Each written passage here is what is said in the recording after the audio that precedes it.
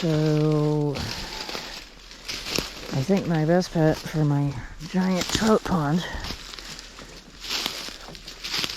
complete with eventual frogs and turtles. In fact, I think the frogs have to show up first to make the habitat suitable for the trout.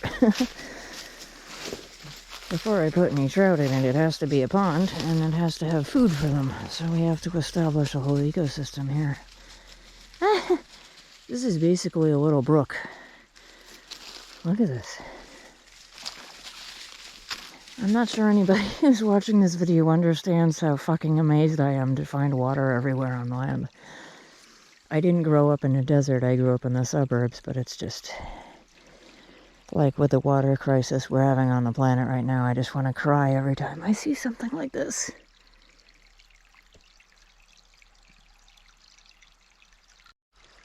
Okay, now that I've contained myself and gotten my shit together a little more, this is a slight low area. Oh, hello dear. Hello dear. Hello tasty, delicious deer. Okay. Yeah, there's water just coming all the way down here. So what I would do is go up to where this water starts and just below it, very carefully get in here and start digging. I use silt or clay. We want to find clay. That's silt. That's sand. It's just silt. We want to find a clay layer under here so we can line this pond. Because, yeah, there's no plastic happening back here. Never, ever will plastic touch one of my ponds. So, I'm gonna do it the natural way with clay. The way it's supposed to be done. And it looks like this pond can go out as far as wherever I want on that side, and will be contained by this side over here, which is all hilly. And then I just have to decide how far down I want to go and build a berm down here. And yeah, there aren't any beavers on the land, unfortunately. If there were, I would be so happy, because they could do this for me. They could make this water into a pond here, but they're not here, so it's gonna be me and a little excavator doing that. Okay. I mean, even this area down here could totally be capturing and holding water right here. This is like perfect for a pond. There's more water leaking out of the side of the hill down there. And this just goes and goes and goes downhill sort of straight, so yeah, this is a perfect place to be capturing water for a pond and doing the good work of the beavers, who are almost wiped out on this continent due to colonialist invaders and their stupidity and greed. Don't even get me going on that. Rant, rant, rant. You can see an example here of this, as I step right on it. An example of water rushing into the ground right here. It's just draining into the ground. It's going back and recharging the whole aquifer, I think. So if we can make this whole little, would this be considered a creek? This is fucking rad. This is so fucking rad. I don't think you people get how fucking excited I am for this. This is amazing. This is water, clean water coming out of the side of a hill. This is priceless. This is gold. Like you can take your gold and silver coins and shove them right up your butt, because water is worth more than anything human beings can invent. More than anything. So it'd be really, really fabulous if I can make this into a pond here. Wow, it's just going right down the hole. Right in there. The dog just stepped there and made a new hole, and it's just getting right underground again. It's just amazing.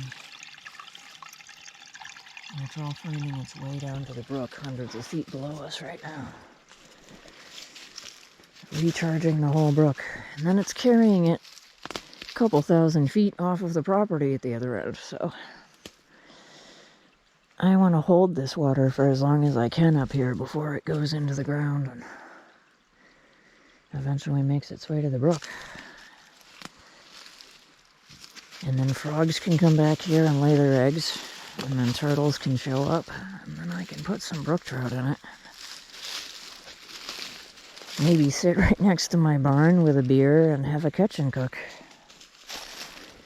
I mean, I'm just dreaming here because I don't know how big I could make this pond, but if I could make it big enough to kayak in, holy shit. Like, I would be hanging out here all the time. All the time. And here's another spot where the water's just going right in the ground. So, amazing. Amazing stuff out here. Water rushing under the ground. So cool. That is so fucking cool. Walking in another wetland here. Walking in a wetland wonderland. We got water running under it, and I haven't looked up how to identify willow yet. I've only wiggling some baskets out of it, but I'm pretty sure that could be willow right there, especially given the color of it. I'm pretty sure this could be willow right here. So, oh shit. We are quicksanding, walking over water. Should be getting out of the way here. Allegedly, there is quicksand in this state, so we don't want to bring any white horses in here or anything.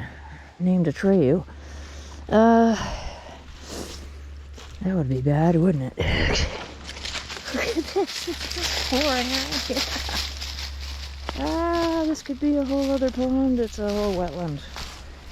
This could be supporting tons of wildlife. We just need to beaver it up. This could be pond number 2, adjoining the other pond. It could be an overflow pond. Just slow it down before it gets down to this branch of the brook. Yeah, this branch that's crossing in here crosses under the road. So I have concerns about the quality of that water. It's going through a corrugated plastic culvert instead of metal. Gonna be having words with the town about that. I hope to hell that's a little chunk of snow and not fucking garbage that I'm seeing in my woods. But we both know what it probably is, don't we, folks? We both know what it probably is, especially if it's in the brook that crosses the road. I think we both know what it probably is. So, please be some birch bark and not a fucking bottle. Please be birch bark. I have to check. Of course I do, because if it's trash, I'm gonna remove it and bitch about it. It is birch bark, thank fuck. This comes right in from the road here. Wow. I bet when this fell in the woods, everybody heard it. Damn. Go gadget legs. So this cuts down from the road through here. And we're not gonna probably build anything past this side over here. So we want all of our swimming holes and water interactions to be without anything from the road. So we want absolutely pure water coming out of the hill. It's been filtered for an awful long way before it reaches us.